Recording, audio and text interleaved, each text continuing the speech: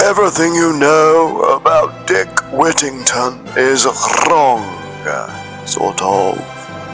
Dick Whittington is an incredibly famous story that goes hand in hand with London, and it's the rags to riches story of this kid who comes to London to seek his fortune. It's been told in numerous formats over the years, but it always has one thing in common, which is his cat. The cat that one's like a bear, that one. Anyway, it's his cat that gets him his fortune. This is our cat Star. We've got a couple of rescue cats. Anyway, and this was mine. This was my book that I learnt to read with. Not just this book, I had other books. I haven't progressed massively. But basically, he comes to London. He has no family, no money. He gets taken in by a rich merchant in London. They stick him in a rubbishy room, has lots of rats. So he gets a cat. The cat gets rid of the rats. They get him to sell it to a merchant who sails around the world, gets rid of his rats, finds a king. He has rats, gets rid of his rats, gives him a load of money, comes back, gives it to old Dick, and he becomes very wealthy, and he becomes the Lord Mayor of the City of London and marries the girl of the guy who, anyway, it all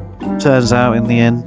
This is Dick Whittington. So Richard Whittington was a real person. He wasn't poor. He came from a very wealthy Gloucestershire Forest of Dean family. Got sent to London to be apprenticed in the 14th century to the mercers, the wool merchants. This is their emblem, the mercers. That was a bit freaky. The mercers made the first known record of a play or anything being written down about a story about Dick Whittington was in 1604.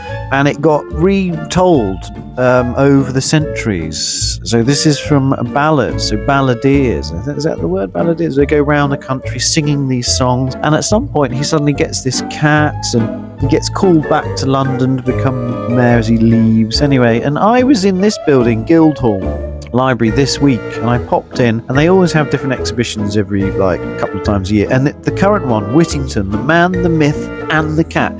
Turns out that the actual Richard Whittington didn't have a cat, probably didn't even like cats. I mean, who can not like a cat?